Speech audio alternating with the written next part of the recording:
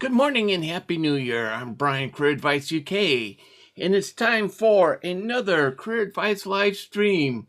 For about the next hour, I will be taking your questions on CVs, cover letters, finding a job in the UK, talking about starting a business in the UK, writing your personal statement for UCAS, and more. So feel free to join me. Ask your questions. If you have a question, the way I operate is this, is that I ask you to put the question down below into the comment section, and then I will pick up the question and answer it. Hey Sab, how are you? I do take the questions on a first come, first served basis. And I do take the ones that are primarily the ones that I can answer in this type of format. This type of format does not really work well for questions that require a bit of thought.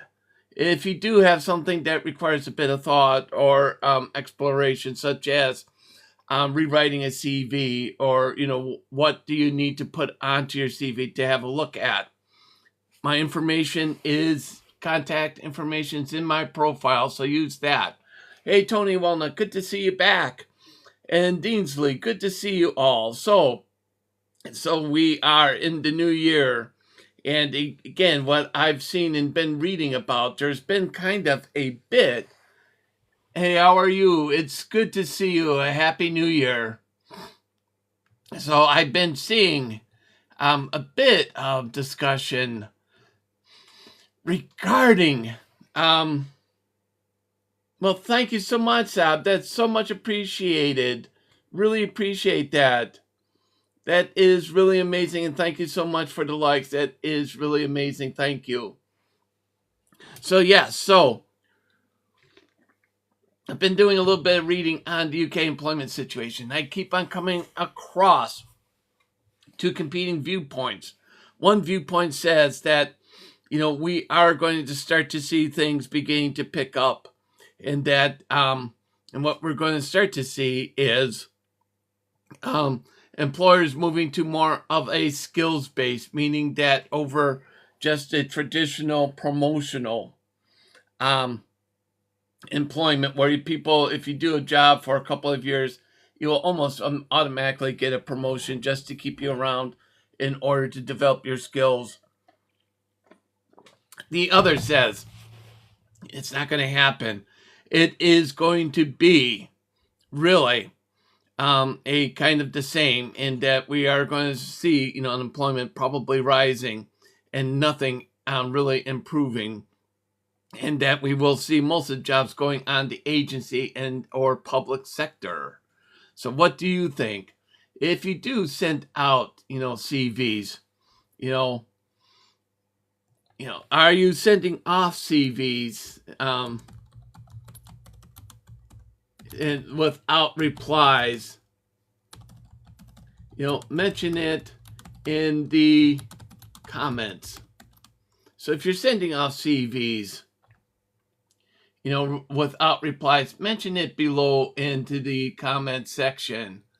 If a user 5161, likewise, what is your thoughts on the UK job market? Because I'm interested. Is it, competitive, or is it beginning to ease? Beginning to ease, because some will say, yeah, I would probably. So are you sending off, Jack, the same CV to everyone?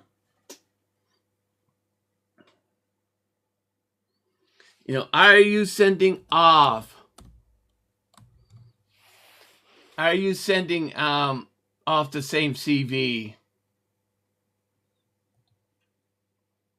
So are you? So let's get that answered.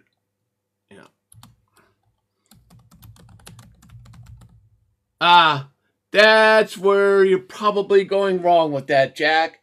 You should be sending your CV and cover letters should be tailored to each job. Hey, ZM, good to see you.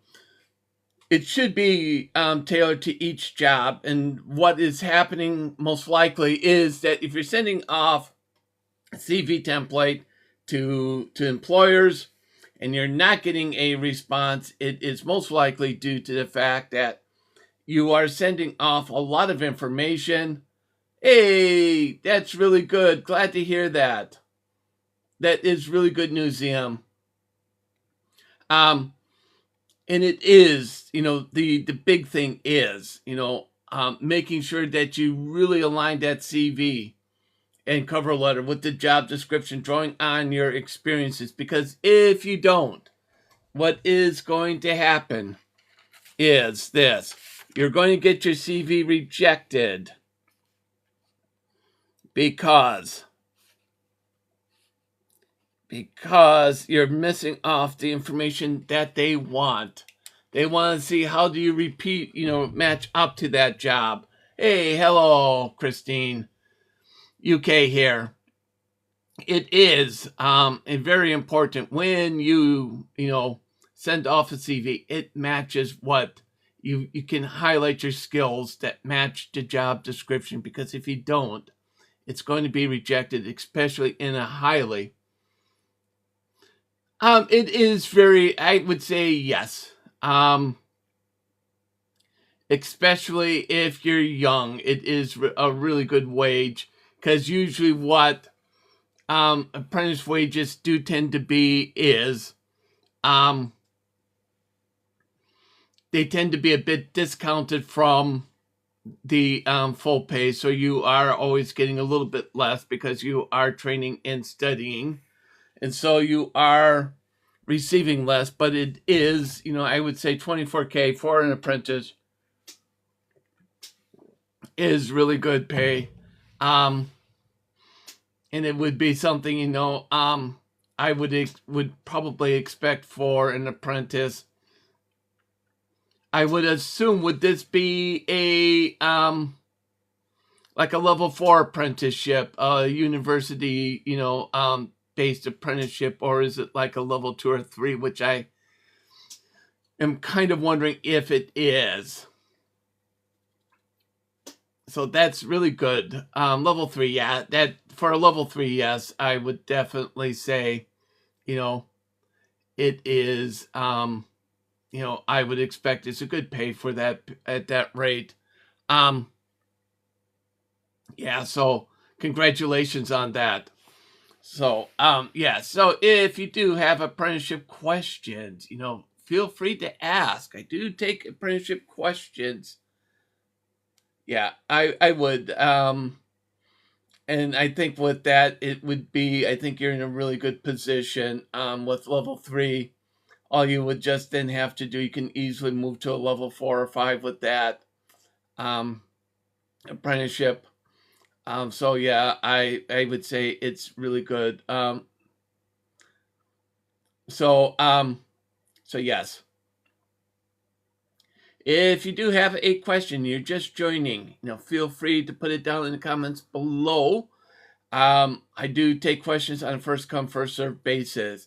If you do like the feed, please like, please share, and please follow, because it does keep you up to date with my content and live streams. Also, too, if you feel inclined, and you don't have to, but if you do, please thank us, because it really does help me to know what people like, what people are enjoying, what is resonating with them, and it helps me to drive the conversation today and plan my future content.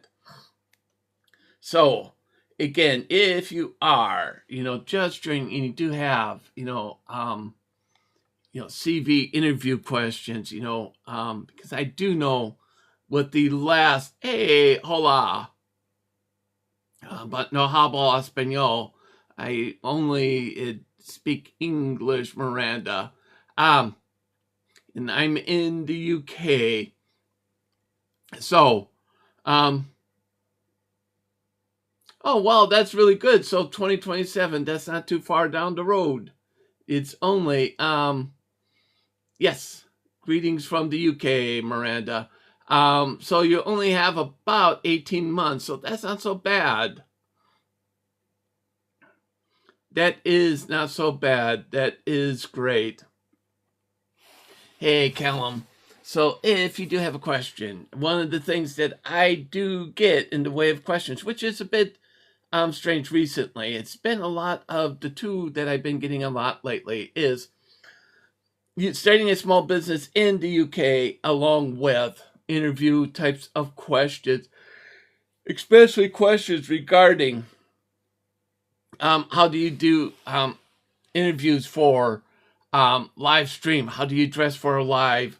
What is acceptable, clothing and wears for an interview? What should you wear to a Teams interview? What is a one-sided interview? How do you prepare for a one-sided interview? How many people? Hey, thank you, Miranda, for the follow. That is so nice and so great. Thank you.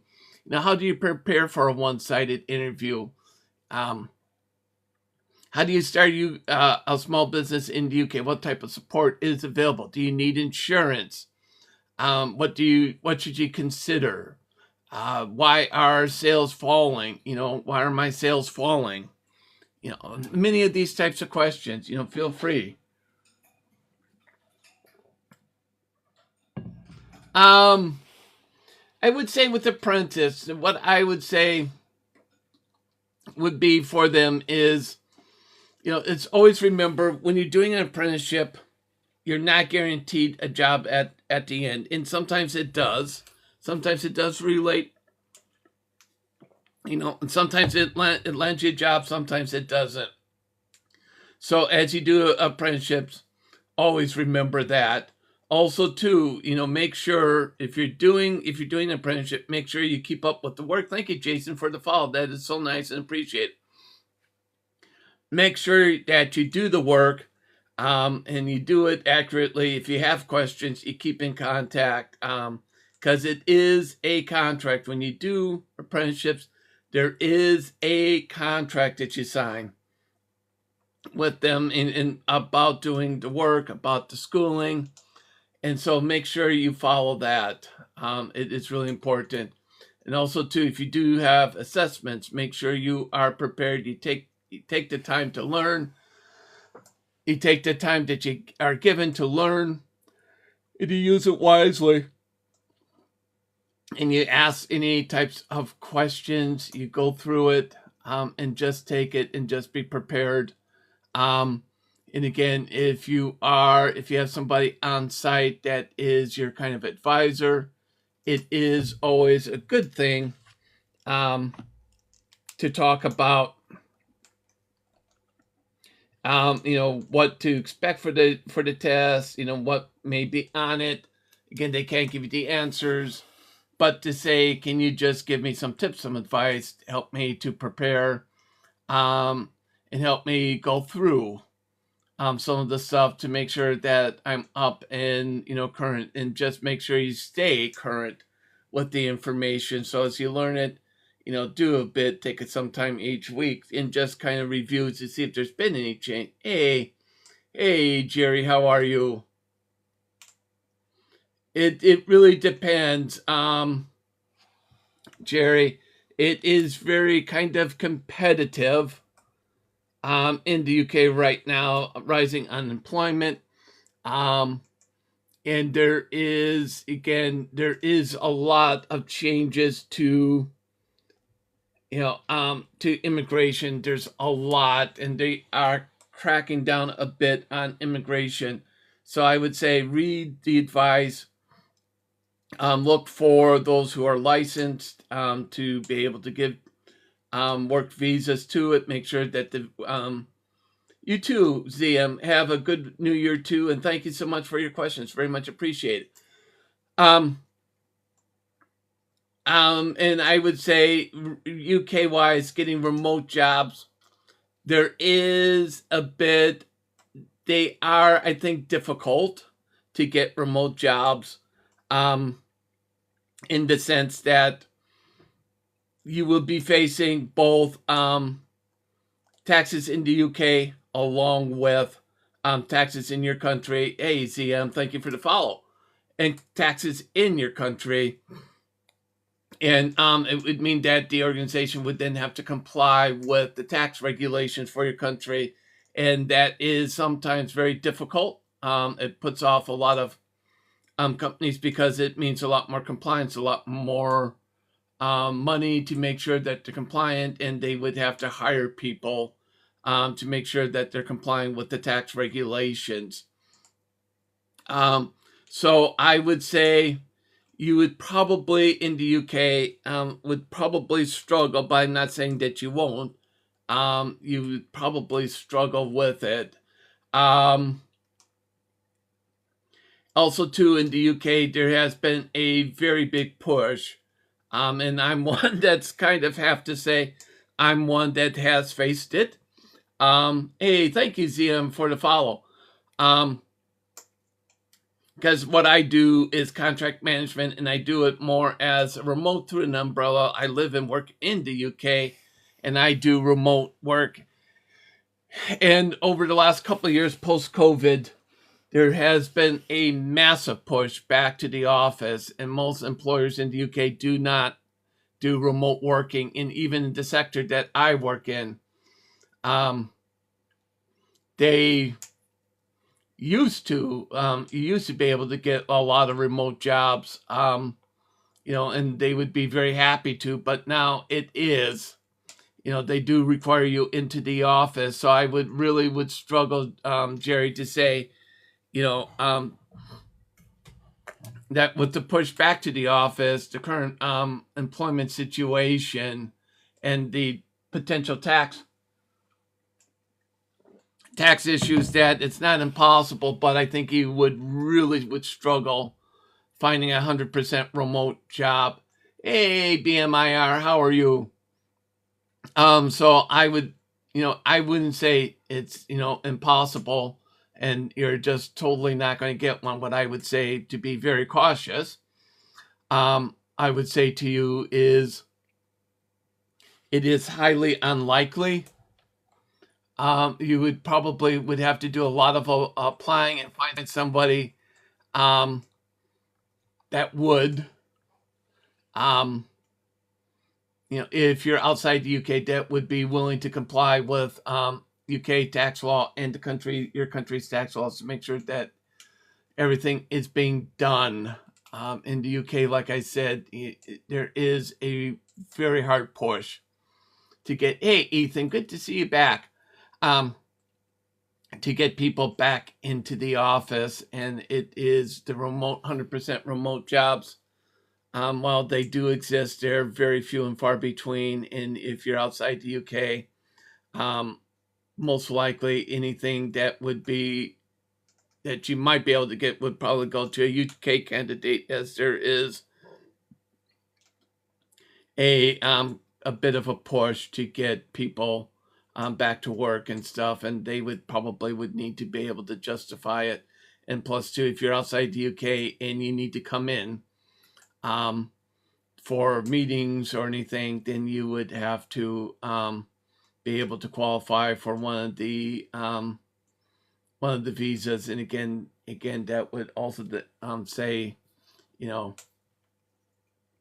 again, it would be then income limits and stuff. So I would say really do your research into remote working, and I would say, do be prepared for a lot of rejection, because it is, like I said, the culture right now is back in the office, and it is very hard to get remote.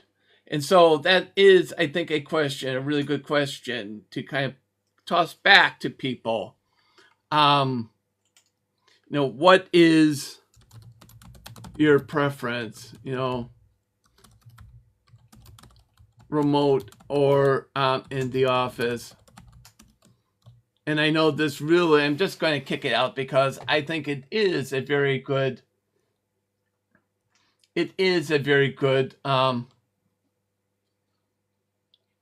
question. What is your preference, remote working or remote working or working in the office, because I think there is a bit of, like I say, there is the push to get people back. Yeah, I know, Jack. It's the same for me. I like working. Hey, Liz and Sam and Burr. It has really decreased over the years because, like I say, I work contract management, and a lot of the contract management roles that I've done have been like 100% remote, and I don't have to go in. But the last two of the last three roles I've done, they wanted some presence in the office on a regular basis. And so at this point, what it means is, like for me, with my current role that I will be starting very shortly, I have to go down twice a month for them. Hey, user 4811. And so I will need to go down twice a month. And so twice a month down to London. And so what I've seen with kind of the remote working, hey, Nanya, with remote working in kind of like the contract management, public sector, charity sector where I work. Hey, His Highness, thank you for joining. What I do find is there has been a real big push back, and I don't know. Hey, good to see you, Network Q. What I am really seeing is that there's a push, and for me, I just don't totally understand it, because what I can do in the office is absolutely exactly, I can do remotely. The only difference is, and it is a small difference, is when I'm in the office, I'm able to maybe get things solved a little bit quicker. And so I'm always open to it, because it does make a bit easier to get some questions answered, to meet with people. And what may take you a couple of days back and forth emailing, you can do like sometimes in a water cooler conversation and have a few moments, and it's taken care of. So I can always understand that, and I can grasp that. However, what I do struggle with is like with my last role. In my last role, we had a requirement. We had to be in the office once a week, which is, fine, giant dandy, Jim Candy type of thing, really happy to do it. No problem. Like I said, it's a way not to feel, isolated. And like I said, you do get a chance to, get some questions answered. But the issue is, the issue really becomes is how necessary is it? Because like I said, my last role, what would happen is I would go into the office, and you know what? Guess what? I would be the only one in. So really, I really started to see started to get a bit jaded on remote working in that sense, because, why should I be going in? Why should I be going in to the office, and then all of a sudden, no one's around? What is the point? I mean, I could be, emailing them, setting up Teams meetings, and just having those types of conversations, because it really didn't, make much difference. And two, what it did too was, Happy New Year, Irene. Good to see you, and thank you for joining. What it did do, it really just didn't. It was just, random day. I could go in any day I choose. The thing was too, for me, my team was virtual, meaning that, people were positioned in different locations. And I was the only one in my office for the team. So again, there wasn't a lot of purpose.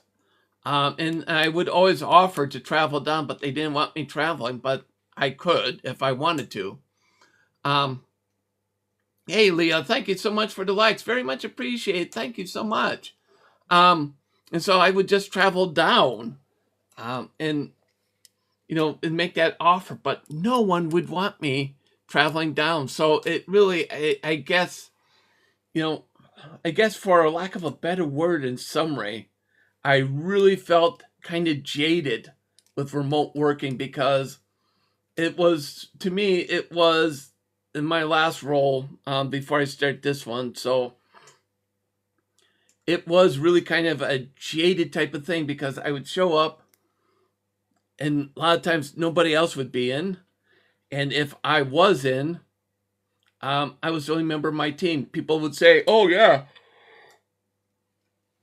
and I would tell people when I would be in, but they would never book in to kind of ask any questions that they may have or try to work with me on stuff. And so it became more for me, I would say, a tick box type of exercise.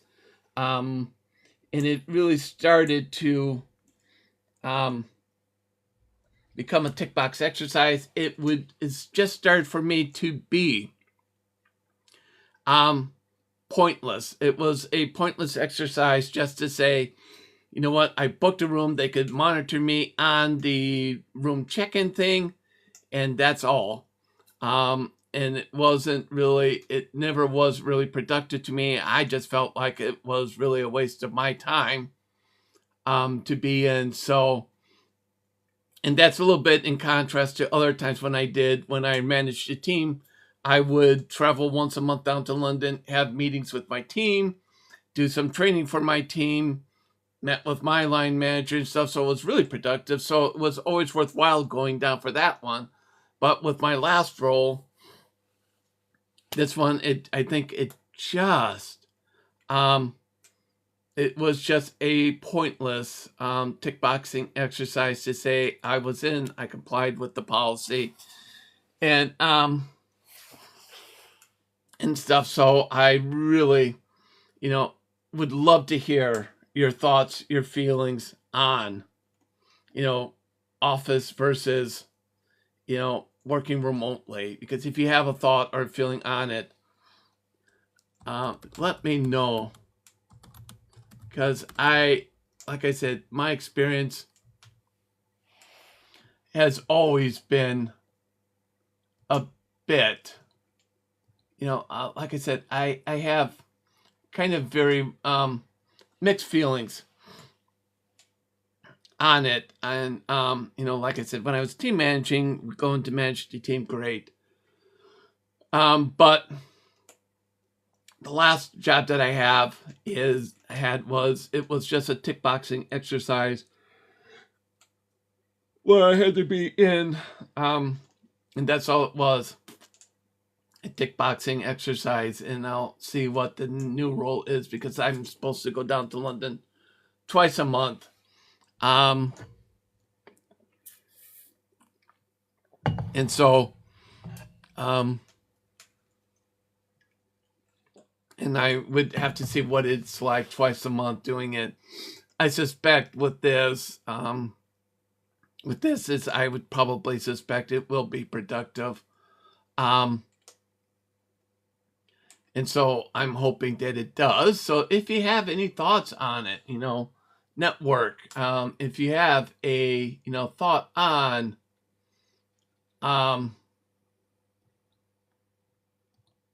if you do have some thoughts on, is it better to be in the office? Is it better to have it, be 100% in the office or 100% remote? Put it down. So if you're just joining, you like the feed, please like, please share and please follow. Because once you do follow, you do get to keep up to date with my content and live streaming. And also too, if you do feel inclined, but you don't feel as though you have to, please send gifts, as it really does help me to know what is resonating what people are liking, how to steer the conversation today, and also to help me plan my future content. So it has been a very kind of interesting day, kind of talking about apprenticeships and a bit of the UK job market for remote working. And so, as I always do talk about, because my experience is very much, and I just dropped my remote, which is not really fun, which is, which I would always will say is kind of like this. It's, most of my experience, with kind of the working in UK job market is kind of the remote working into things, because I think remote working right now with the technology we have, unless you need to be there physically because you're building a house or a skyscraper, or you're, caring for patients, a lot of the jobs can be done remote. And I get the idea of human contact and stuff, but I think there is not a big need for everyone to always be in the office, because I think too, when you do have less people in the office, it is a really big money saver in the sense of saves money, it saves paper, electricity, room space, all that. And the best part is, if you keep costs down, then it means, costs should be falling, and it means it's better for all of us.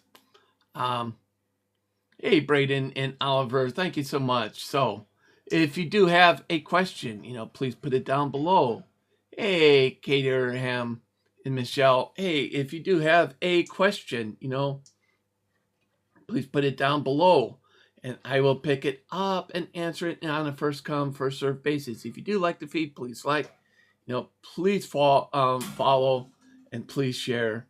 And so it is a really good way of, keeping up to date by following. So I haven't done a lot with content about the last month, because with the kind of the Christmas holiday coming up and the big push, a lot of stuff just wasn't getting pushed out, and so I just never kind of cut back a little bit on the content into things, because it wasn't just getting pushed out like it did because of the holidays. So I'm going to start trying to get more out. I'm also, because I'm starting my new role midweek, I'm going to have to see, and it's going to be Wednesday next week when I do have to travel down to London. I'm going to have to see. I think I got the train ticket, so I don't think it's going to have a massive impact on my live stream. I think what it is going to do, and I'm going to need to do, is maybe just make sure it just sticks to an hour, just to make sure that I can get my train in time, and get, my cab booked and train, so that I can get to the train depot. So if you do have a question, anything career related, so if you are sending off CVs, if you're sending off CVs without getting a reply, please put it down below, because we had somebody already who said they've graduated and they sent off their CVs and not getting any replies, and they sent out like a whole slew of them, but they were doing one thing, and that one thing was they were sending out the same CV, and that is really, a bit of a no-no, because what it does do when you start to send off the same CV, it does start to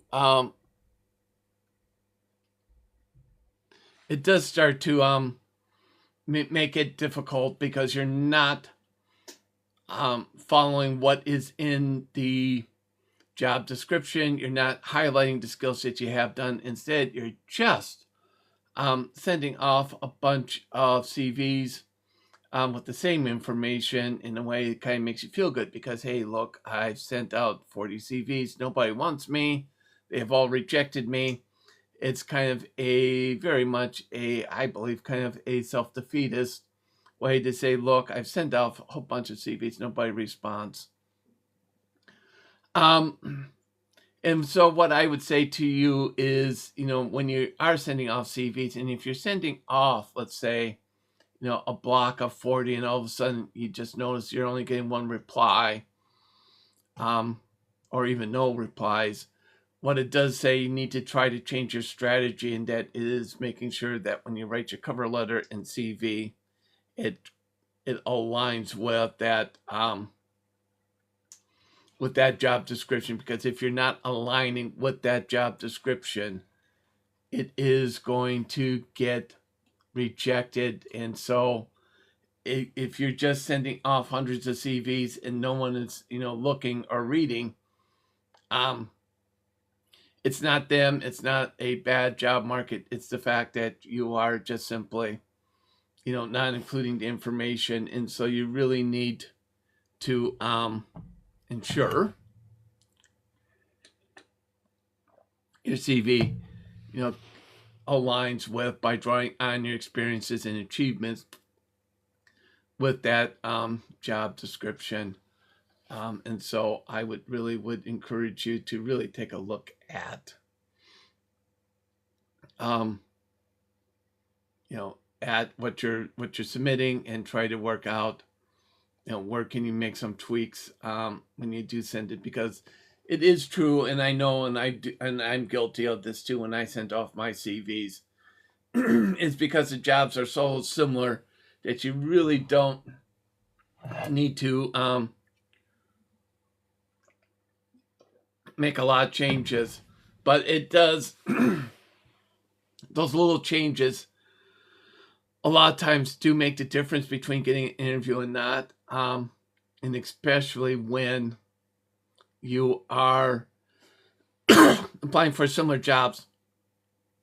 And it is really easy to kind of fall into that kind of comfort zone, saying, oh, I don't need to, because, this is almost identical to the one, but those little differences do make a difference. And so if you can, make it a bit more personable, make it more stronger to align with that job description, you may just find that, guess what?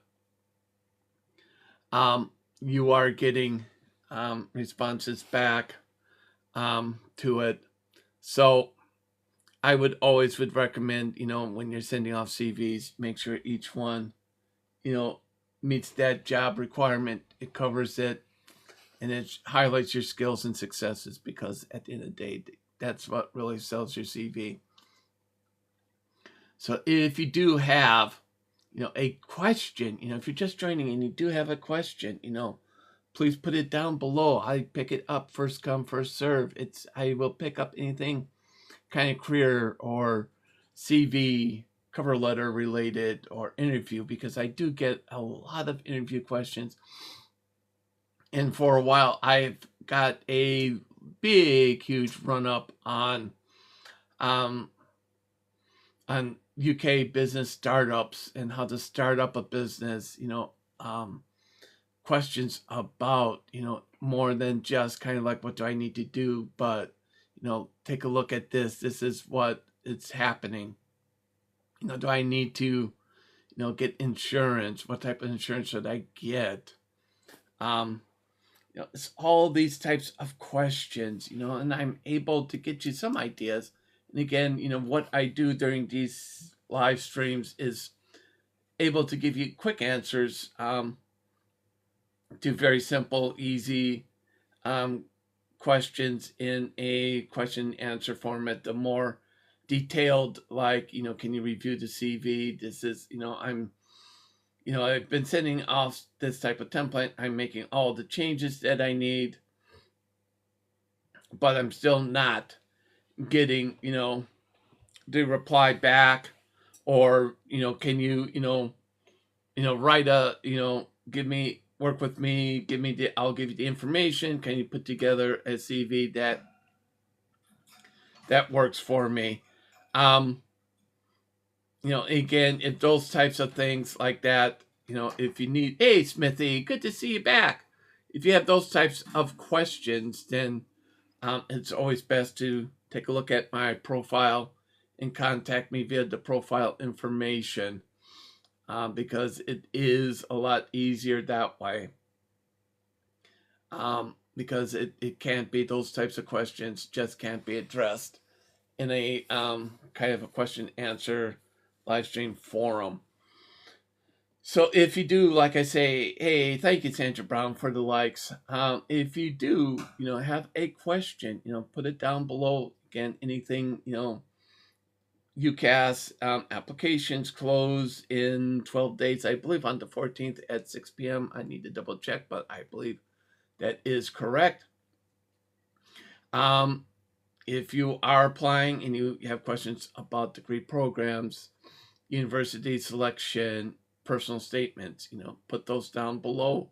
If you have questions about, AI and jobs and looking at AI safe jobs, put that also down below, because I've had, not recently, but about 2-3 weeks ago, I had a whole slew on the topic of AI and jobs and AI impact on jobs.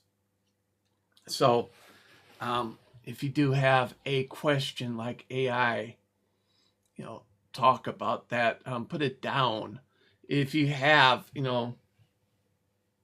questions about workplace issues, and had a couple of workplace issues that just came up, and been able to, get those addressed. Again, if you have workplace issues, talking about bullying in the UK workplace, and also pay issues, again, put that down below. Happy to pick those up as questions. If you are, got an upcoming interview and worrying about, that's a good question, Jack. My own personal opinion is, I tend to right now think it's overblown. And I'll tell you why. I've used AI both on a personal basis and also in the business workplace. And at the moment, the AIs that I've used make massive mistakes. And you really need to kind of read through it, because it doesn't follow your instructions. It makes a lot of mistakes, and you do really have to do a lot with the kind of editing. When you do with AI, what I do find is your time and what you do shifts. It shifts from, maybe writing a copy, from being a copywriter to writing an article, and versus, you doing a draft, maybe having AI rewrite it for you, and do make its edits for you and recommendations. It's that kind of, switch. So you may do a bit of initial work, you write the prompts for AI, and then AI will then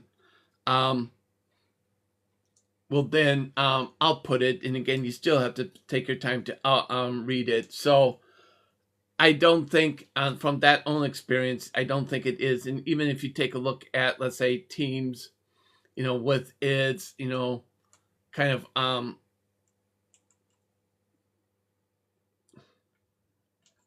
and I don't, and I, would say, with the kind of in the employment situation, where I've used, let's say Teams Transcriber and a few other AI tools, it still makes mistakes. You still have to review it. It does automate certain things. And I think for me, at least from my own experience in evolution and kind of looking at some of the articles I read, using like AI bots, and when you read those kind of articles on AI bots doing job interviews, the criticism that you do come across is that those AI bots, well, people prefer to be actually interviewed by AI bots.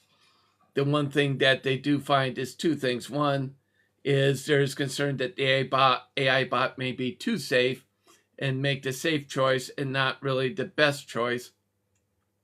And the second one is that AI bots for job interviews do start to fall apart when you're talking senior management, more than senior roles, because it really can't right now do like lateral thinking. So I think, in my opinion, where it really sits with AI, I think AI will reshape the job landscape like computers did, like 30 years ago, as it started to,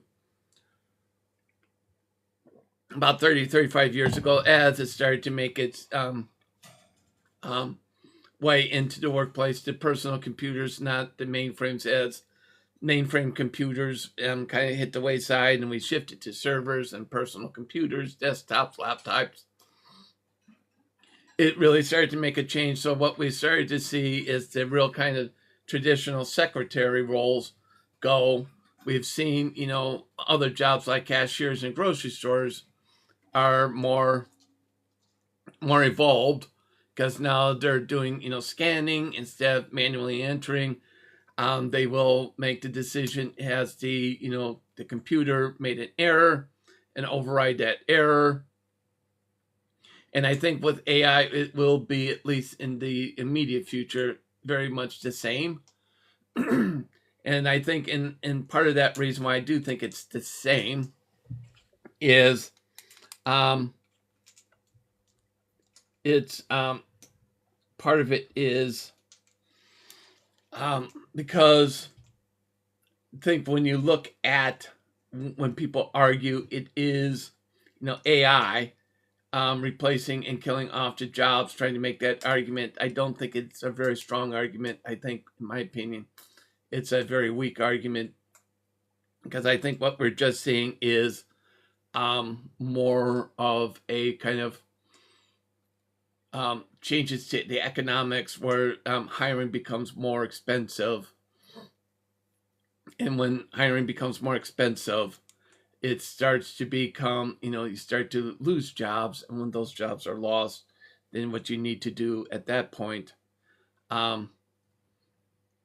is to bring down the costs. And I think where you start to bring down costs is a bit more on the automation, or you start to switch to using temporary employees. And I think we're kind of seeing that. And I don't think with the automation that, AI may have made some. I think AI will, may have replaced some jobs, but I don't think it's all that much. I think there is, I think it is something that will, like I say, replace some jobs. It will, again, automate a lot more jobs. And I think what we'll start to see is, with AI, it's more of the kind of error checking, kind of inputting jobs, supporting AI if things go wrong, being able to support it.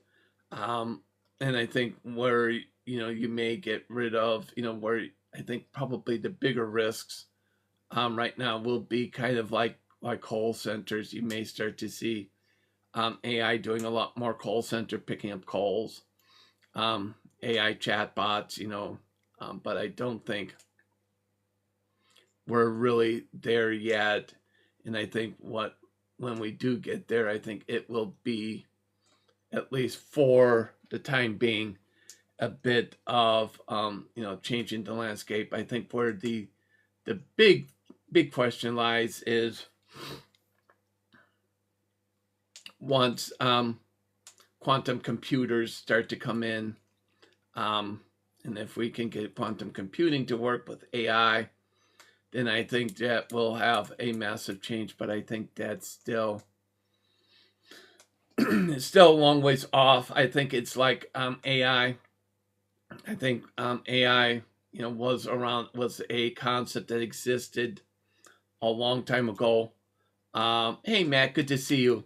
And thank you for the likes.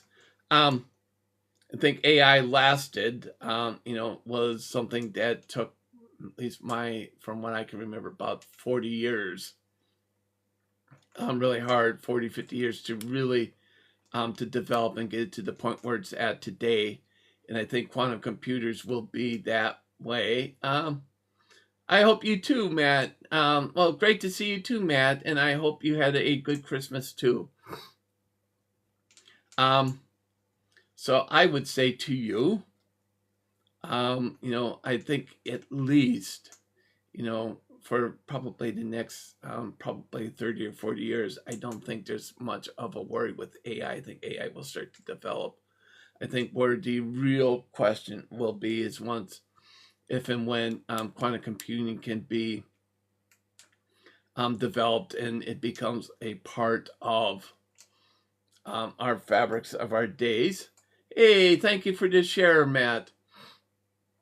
Once it becomes a part of the everyday fiber, then I think quantum computing, along with AI, will really may pose certain threats to jobs, and it may be that a lot of jobs. I just dropped something else. May start to go, and I think at least for right now, I think AI has been blown out, but it will be interesting to see what happens once quantum computing gets there. And I still think, in my own opinion, I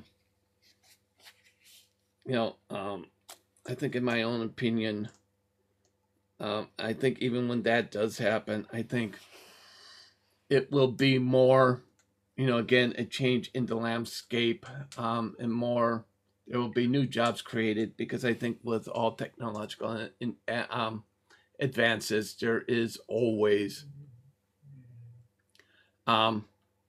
new jobs that come out of it. And as we've seen with like the computers, bringing in computers and the advances, we've started to see like data analyst roles, business information, jobs that didn't exist back in the days.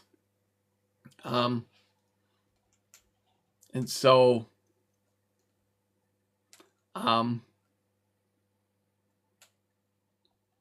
so I think it will be, I think what we just don't see right now is the jobs that will be created when AI and quantum computing hits there.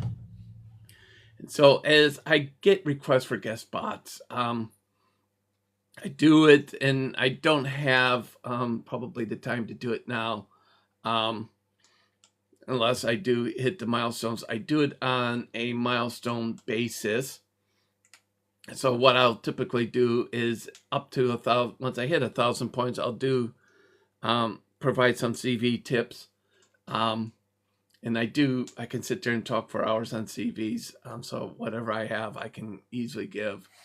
At 1,500, I do one guest spot, and that one guest spot is a career-related spot where the individual is randomly picked.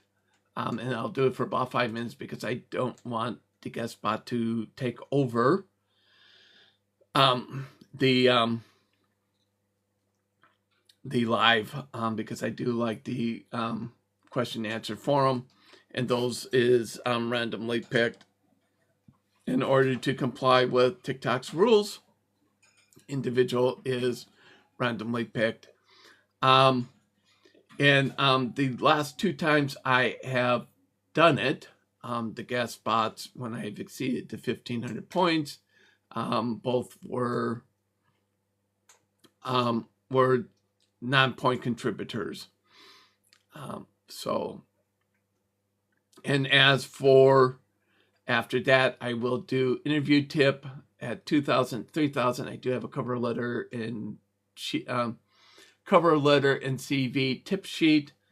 At 4,500, I do have a minimalist chronological CV template that I will send out to everyone that asks for it, regardless of points. And then once I do have live goals, and once those live goals are met, I do have a big surprise for everyone for that. So I think and that live goal does change each day. So point value. Today it is about 4,000 points. So it is about 4,000 points. Once I get the 3 live goals, I will then do the live, give the surprise to everyone that asks for it. But if I don't get the 3 lives goals and we hit about 7,500 at that point, I will give those away on the giveaway regardless, but it is 7,500 or or the 3 live goals, whichever comes first. So that's how I operate on my lives when it comes to guest spots, because I've done guest spots before, and if I just do it kind of random, if I just let people come on when I did it before, it becomes very kind of it becomes very chaotic, and I've had a few bad experiences like that. So I don't I do keep the live experiences, the multi-guest, the guest spots, limited, and because they do, and like I said, Flora, is that we do need to hit 1,500 points, and we haven't hit 1,500, so it is, and I'm not going to do the guest spot because we haven't hit that. And again, it is, as I've said before, it's a random pick by me. And the last 2 have been people who weren't, the last 2 times I did it were people who did not contribute any points. So it is, like I say, it's open to everyone. And if there is, multiple guests, then I will, multiple people wanting to be a guest, I will randomly pick it, and it does have to be a question, career relay question, kind of being able to answer in about 5, maybe 10-minute type of thing, so that the live can continue, and others can have an opportunity to ask their questions. So we're beginning to wind down. I will be back tomorrow at 4 a.m. Greenwich Median Time, taking your questions. Taking your questions on CVs, cover letters, interviews, university applications, starting a UK small business, and other career-related type of questions. So remember to set a reminder, to join me tomorrow. Let others that you may feel that might benefit from the discussion also to let them know about the live stream. And 2, I'm on, other social media, so you can always, look for me there.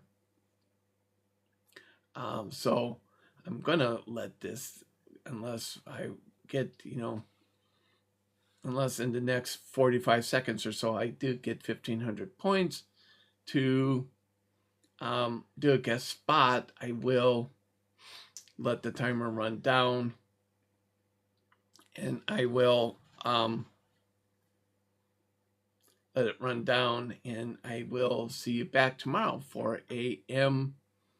Greenwich Median Time. And so spread the word, let others know that may benefit, and to like I say, set a reminder so you know to join me back again tomorrow at 4 a.m. You too, Matt, and I will see you back tomorrow. Thank you, everyone, for the likes, just shares, the follows, and the gifts. It's been a great day. Thank you so much. Bye.